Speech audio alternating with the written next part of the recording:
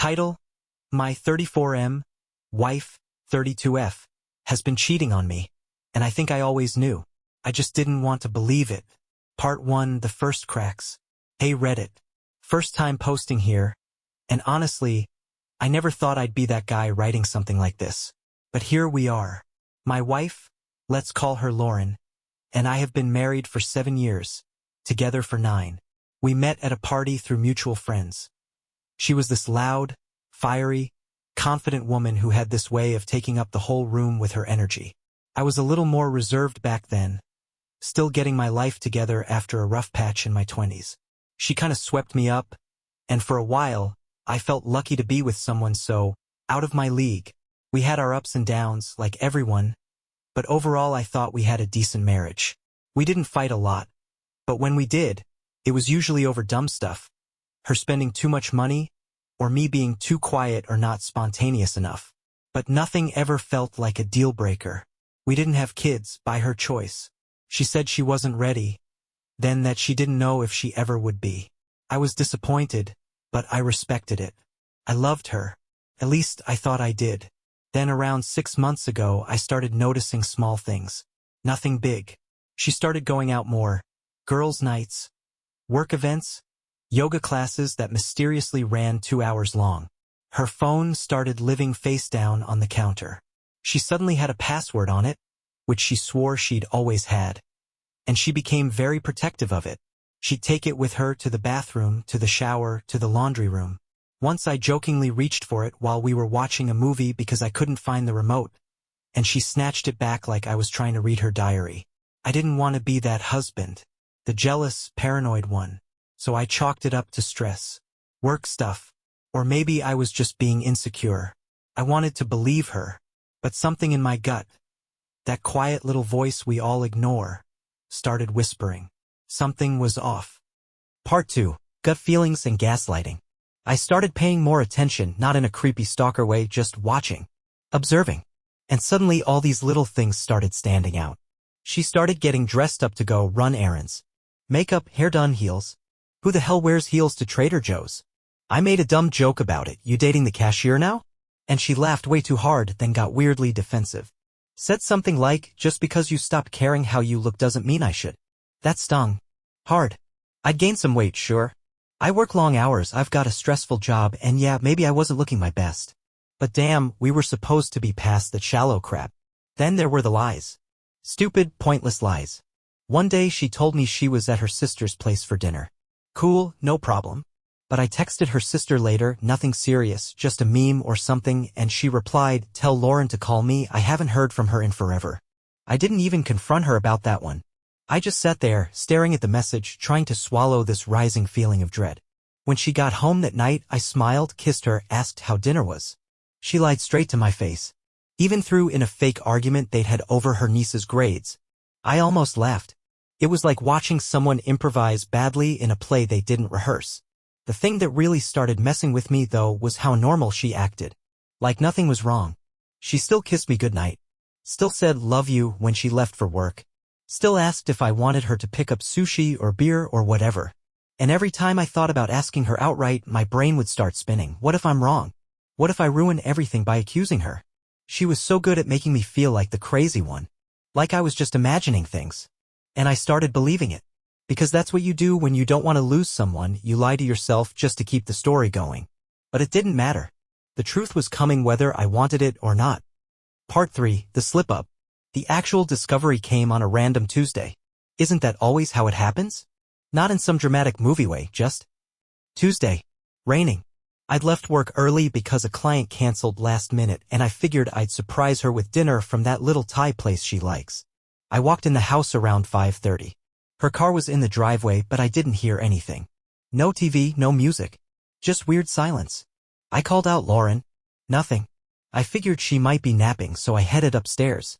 That's when I heard it. A voice. A male voice. It was low, muffled. Coming from the bedroom. I stopped at the foot of the stairs, heart beating so loud I thought it might give me away. For a second, I actually convinced myself it was a podcast. Or the TV. Or maybe she had her brother over. But then I heard her laugh. That fake, flirty laugh she used to do when we first started dating. And then I heard his laugh. Closer. Like he was in the room. Like they were on the bed. My body moved before my brain could catch up. I pushed open the bedroom door and there they were. Naked. Tangled. Caught mid-act. She screamed. He scrambled like a goddamn sitcom character, trying to grab his jeans off the floor. I just stood there. I couldn't move. I couldn't speak. It felt like the whole room got sucked into a vacuum, all the air gone, like I was underwater. She had the audacity to yell at me. What the hell are you doing home? Not, oh my god, I'm sorry, or I can explain, no. It was my fault for coming home early. Like I'd ruined her evening. That was the moment it really hit me. This wasn't just a mistake. This wasn't a one-time drunken slip. This was a full-blown affair. And she didn't even look surprised that she got caught. Just annoyed. Like I'd interrupted a massage. Part 4. Lies on lies. So, I'm standing there in the doorway, Thai food bag still in my hand like a goddamn idiot, while some half-naked dude scrambles past me and down the stairs. I didn't stop him. What was I gonna do? Punch him? He wasn't the one who made vows to me. Hell, he looked just as freaked out as I was. Lauren throws on a robe and immediately switches into defense mode. Not remorse. Not even shame. Just cold, calculated lying like it was second nature. It's not what it looks like. Swear to God. She actually said that. I laughed. I actually laughed out loud because what else do you do when you walk in on your wife getting railed and she hits you with sitcom dialogue? Then came the backpedaling. He means nothing. It was just a mistake. It only happened once. Nope. She slipped and said his name earlier. She knew him well. It started recently. I swear, I was going to end it. Then why were you naked in our bed at 5:30 on a Tuesday? Every time I called out the lie, she pivoted to a new one. When that didn't work, she started attacking me. If you weren't so distant lately, you've let yourself go. I don't even feel seen in this marriage anymore. The gaslighting was Olympic level. Somehow I had gone from loving husband bringing home dinner to emotionally neglectful loser who practically made her cheat. It was like she'd been rehearsing this speech for months, just waiting for the curtain to rise. And the worst part? A tiny, broken part of me actually started to believe her. Started thinking, maybe I wasn't enough. Maybe I drove her to this. That part of me didn't last long. Anger came roaring up and snuffed it out. But for a moment, she had me. That's how deep the manipulation had gone. She didn't even cry. Part 5, the spiral begins. After the initial confrontation, I didn't yell. I didn't throw anything. I just shut down. Went completely numb. I remember calmly walking out of the room, setting the Thai food down on the kitchen counter like a damn robot, and going to sit on the couch. She followed me, still in the robe, still spinning lies and excuses. I didn't mean for it to go this far. It started as texting. I didn't think I'd actually do anything. He was just there when I needed someone. It was like she was trying to paint this as some tragic, unavoidable romance. Like we were all characters in a Nicholas Sparks novel instead of two adults whose marriage she just napalmed. I finally cut her off and said, "How long?" Silence. Then, "A couple weeks." That was a lie. I didn't even flinch. I just stared at her until she cracked. A few minutes later, it became a month. Then since February. It was August. 6 months. 6 months of lies. Of coming home to me, sleeping in our bed, looking me in the eye and saying, "I love you," with this guy's cologne probably still on her skin. I asked who he was. She said it was a friend from work. Later I'd find out he was her manager. Divorced. Mid-40s. Real winner, apparently. When I asked if it was over with him, she hesitated. That told me everything. She didn't stop because she felt guilty. She stopped because she got caught. Eventually she went upstairs, muttering something about needing space to think. I just sat there on the couch, staring at the blank TV screen until it got dark. Couldn't cry. Couldn't move. I just felt like my brain had unplugged from my body. This was the woman I shared a life with. The woman I bought a house with. The woman I defended to my friends when they said she was selfish or dismissive or a little too flirty with other guys. I built my world around her. And now I didn't even know who she was. Part 6, crashing down. The next morning I woke up on the couch. My neck was stiff, my mouth was dry, and for a split second I forgot what had happened. Then it all slammed into me like a truck. I half expected her to be gone. But no, she was in the kitchen like nothing happened, making coffee. She looked tired, sure, but there was no sadness. No, let's talk. No remorse. Just, do you want toast? Toast? Like we hadn't just detonated our entire marriage the night before. I told her I needed answers. Real ones this time. No more timeline revisions. No more emotional affair downplaying. And definitely no more blaming me for her actions. That's when she changed tactics again. Now she was the victim. You never listened to me. I felt alone. You were always at work. I admit, yeah, I work long hours. I run my own business, it's stressful. But I always made time for her. I plan vacations, date nights, even dumb little surprises. Hell, that Thai food I brought home? I had to drive 30 minutes out of my way for that place. But apparently that wasn't enough. She said she didn't plan it, that she just slipped. But then I asked about hotel charges I'd noticed a few months back. Charges I'd brought up before and she'd said were for a spa day with her friend Megan. Now she admitted she wasn't with Megan. She didn't even blink. I felt sick. Like my entire marriage had been a carefully constructed play and I'd been the audience clapping like a fool while she delivered rehearsed lines. She said, "Can we just move past this?" I said, "Move past it." She said, "I made a mistake. I don't want a divorce." Mistake? Dropping your phone in the toilet is a mistake. Sleeping with your boss for 6 months while lying to your husband every day, that's a campaign. But part of me, the broken, pathetic part, wanted to move past it. Just so the pain would stop. And that scared the hell out of me. Part 7. Down the rabbit hole. After that miserable breakfast, I realized something. If I was going to make any kind of decision, whether to stay, leave, scream, or crawl into a hole, I needed the full picture. I didn't trust a single word out of her mouth at this point, and my gut told me I'd only scratched the surface. So I started digging. First stop? Her phone. She'd gone to take a shower, and for the first time in weeks, she left it charging in the bedroom. Unlocked. Maybe she slipped up. Maybe she thought I wouldn't look. Either way, I took it as a sign from whatever gods were watching the slow-motion car crash. And let me tell you, it was all there. Texts. Photos. Voice notes. She hadn't even bothered deleting the thread with him. Maybe she thought she had time. Maybe she just didn't care. But I scrolled through months of messages. It wasn't just sex, it was emotional. Deep talks. Plans. Jokes. Nicknames. She called him babe. Said she felt more alive with him. Said he understood her. There was a selfie she sent him in our bedroom. Wearing my shirt. The one I always said looked best on her. There were hotel reservations too. Not just one-night stands, weekend getaways. That spa weekend with the girls? Yeah, that was a 2-night trip with him to a cabin in the mountains. I felt like I was going to puke. I copied everything. Sent it to myself. Just in case. I didn't know what I'd do with it yet, I just needed to have proof. Because deep down, I knew she'd lie again. Twist it. Minimize it. And sure enough, when I confronted her with the messages later, her response? You had no right to go through my phone. No apology. No remorse. Just deflection and rage. Like I was the villain here. I told her I'd seen the cabin photos. The messages. Everything. She didn't deny it. Just sat down, crossed her arms, and said, "Fine. Now you know." So what? So what? So what? That's when something broke in me. A quiet kind of breaking, not loud, not angry. Just final. That was the moment I knew there was no saving this. Part 8. The switch flips. Something shifted in me after she said that. So what? It was like a switch flipped. Up until that point, I'd been spiraling. Shock. Pain. Grief. All of it crashing into me like waves. But that moment? That cold, dismissive, bitchy response to having 6 months of betrayal laid bare? That killed whatever love I had left. I stood up. Calm. Too calm, honestly. And I said, "Okay." She narrowed her eyes. "Okay, what?" "Okay, we're done." She blinked. I don't think she believed me at first.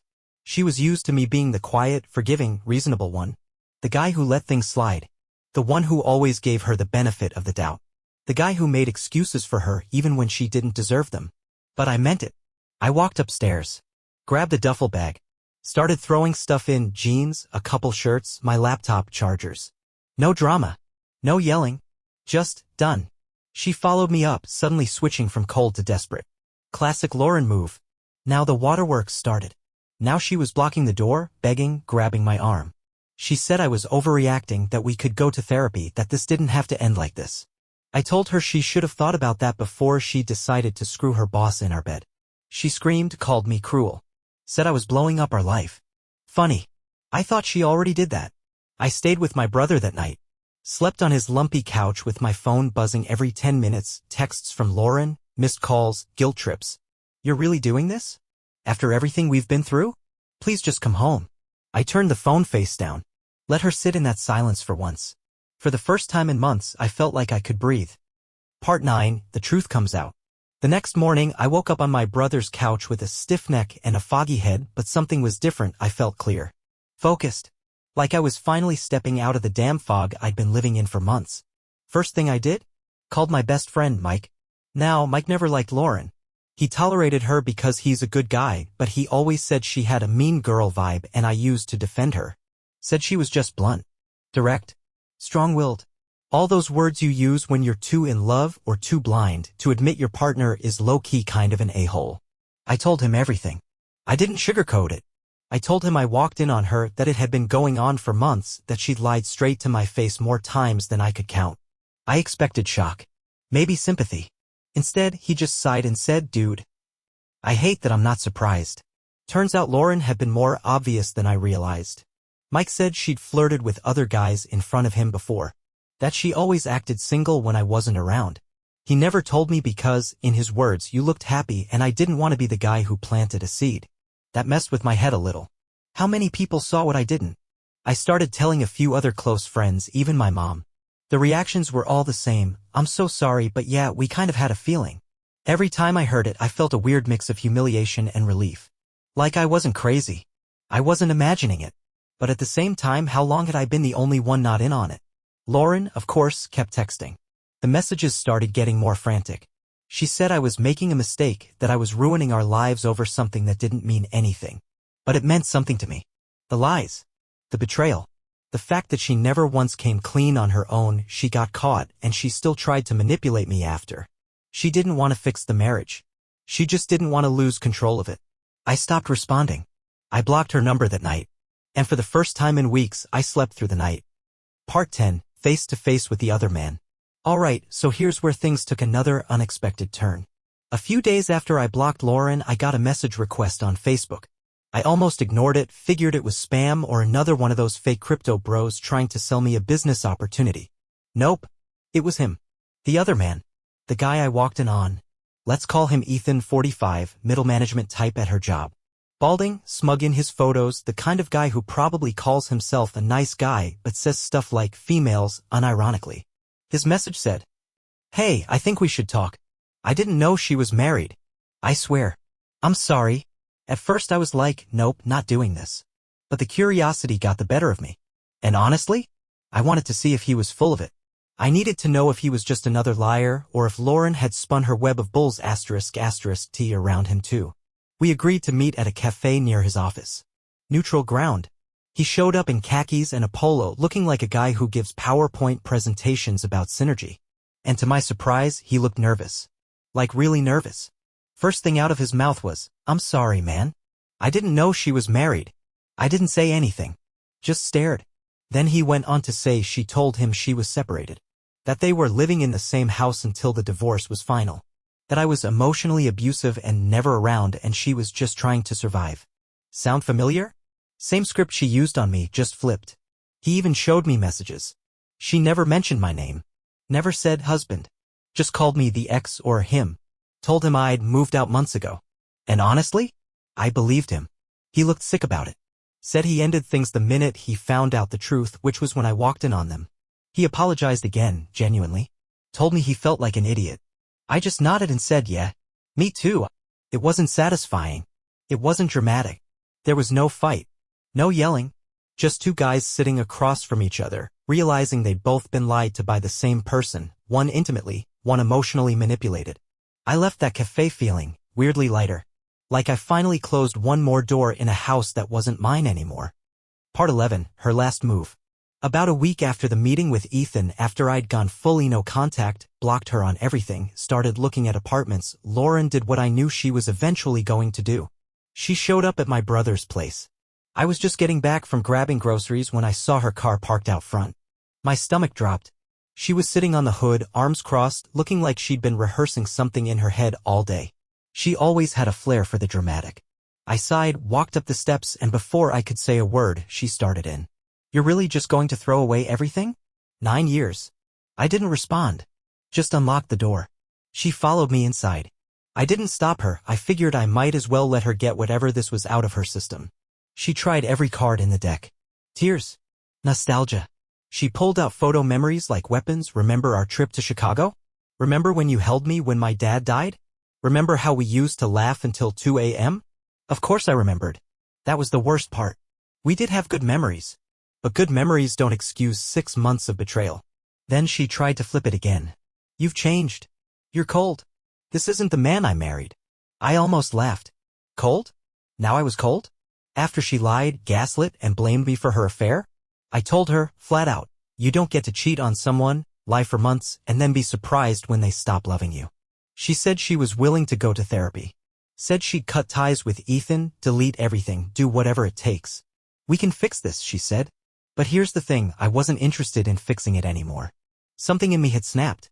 And what I felt now wasn't love or even hate. It was just done. I told her that.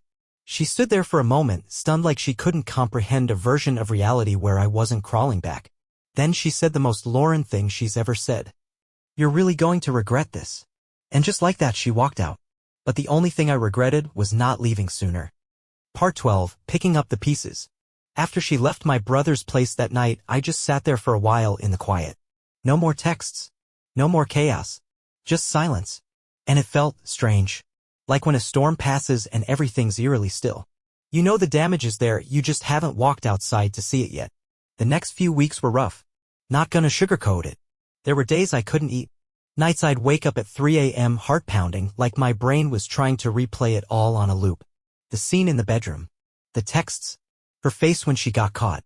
My own stupid hope that maybe, just maybe, it wasn't what it looked like. I cycled through all the phases. Anger. Sadness. Regret. Numbness. Over and over. I started therapy, something I probably should have done years ago, if I'm being honest. My therapist helped me see something I hadn't fully accepted yet. This wasn't just about cheating. It was about the slow erosion of my self-worth over time. Because Lauren didn't just cheat on me, she chipped away at me for years. The little comments about my weight. The way she made me feel boring. The eye rolls when I tried to talk about things I cared about. The way every disagreement somehow ended with me apologizing. And I took it. Because I thought that's what love looked like. Compromise. Sacrifice. But it wasn't love. It was control. And I'd confused the two. That realization hurt more than the betrayal. But it also freed me. I started working out again, not for revenge, not for a glow-up, just because I wanted to feel strong in my own skin. I signed up for a photography class, something I used to love before she rolled her eyes at it and said it was a waste of money. I started making my own space, emotionally and physically. For the first time in almost a decade, I felt like me again. Not her husband. Not the quiet one. Just me. Part 13, rebuilding myself. Something strange happens when you finally let go of someone toxic. You start seeing just how small your world had become with them. I used to shape my entire day around Lauren. What mood she was in.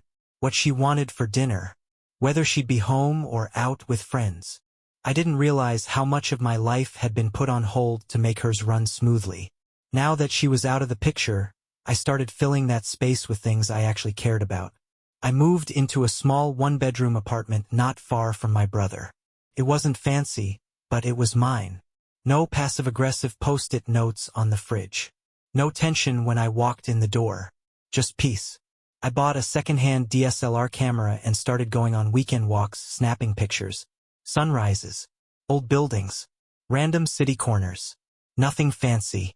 Just things I'd stopped noticing when I was busy tiptoeing around someone else's moods. I reconnected with people I'd let drift. Friends who told me Lauren made them uncomfortable. One of them, Sarah, told me straight up, "You're more you now than I've seen in years." I started sleeping better. Eating better. Hell, even smiling more. Not that forced, polite smile I wore during dinner parties with her work friends. A real one. There were still bad days. Still moments where something random, a song, a scent, a street, would trigger a memory and gut punch me out of nowhere. But those moments passed. And when they did, I felt stronger. Not because I wasn't hurt anymore, but because I knew I'd survived it. She tried to check in a few times. Unblocked numbers. Anonymous emails. Just wanted to see how you're doing. I didn't reply. Didn't owe her that anymore. Forgiveness, I've realized, isn't something you give the other person. It's something you give yourself when you decide they don't get to take up space in your head rent-free anymore. I wasn't fully healed yet, but I was healing. Finally. Part 14. Lessons from the wreckage. It's been a few months now since the whole thing blew up. Long enough for the smoke to clear. Long enough for me to sit with it all and actually see it. Not through the lens of heartbreak, but with something closer to clarity. And I've learned some things. First, love isn't supposed to hurt like that. It's not supposed to feel like walking on eggshells or second-guessing yourself or wondering if your partner actually likes you that day. I confused chaos for passion. I thought being constantly off balance meant I cared. What it really meant was that I was being emotionally starved and calling it intimacy. Second, if your gut is screaming, don't ignore it. I knew, deep down, I knew something was off, but I wanted to be a good husband. I wanted to be trusting, loyal, the guy who didn't snoop, who believed his partner, who chose love over suspicion. Turns out, choosing love doesn't mean turning yourself into a doormat. Third, people will show you who they are if you're paying attention. I think Lauren always had this coldness in her. The sarcasm, the manipulation, the way she could switch from sweet to mean like flipping a light. I just refused to see it. I turned red flags into excuses. I thought, well, she's just fiery. She's stressed. She's not like other women. She wasn't. She was worse. But here's the big one. You can survive losing someone you thought you couldn't live without. That realization hit me one night while I was sitting on my apartment floor, eating leftover pizza and laughing at some dumb show with my brother. I looked around, at the quiet, the peace, the absence of drama, and I felt okay. Not great. Not over it. Just okay. And after everything, okay, felt like a miracle. Part 15, if you're reading this. So here we are. If you've stuck with me through this whole messy story, first off, thank you. Seriously. Writing this out was part therapy, part confession, part just needing someone, anyone, to hear me and say, yeah, that wasn't okay. You didn't deserve that. And if you're reading this because you're in a similar situation, if something in your gut is screaming but you keep telling yourself it's just anxiety or insecurity, please listen to that voice. It's not paranoia. It's wisdom wrapped in fear. Looking back, here's what I wish someone had told me a year ago. Don't ignore the little changes. The distance. The lies that don't quite line up. The way they suddenly guard their phone like it holds nuclear codes. It matters. Love doesn't mean sacrificing your peace. A relationship should add to your life, not leave you constantly questioning your worth. You can't fix someone who doesn't want to be better. I tried. For years I made excuses for Lauren, thinking if I just loved her harder, better, more, she'd change. But people don't change because you want them to. They change when they want to. And some don't at all. Leaving isn't failure. Staying in a loveless, disrespectful relationship is. And most of all, you will be okay. Not right away. Not without pain. But eventually you'll look back and realize the person who broke you did you the biggest favor. They forced you to rebuild, stronger, smarter, more honest, and more you than you ever were with them. I'm not healed yet. Not completely. But I'm free. And freedom, I've learned, is the first step to healing. So if you're out there, sitting in your car crying or pacing your kitchen while your partner gaslights you for the 5th time this week, know this. You are not crazy. You are not weak. And you are not alone. Thanks for reading. A guy who finally walked away.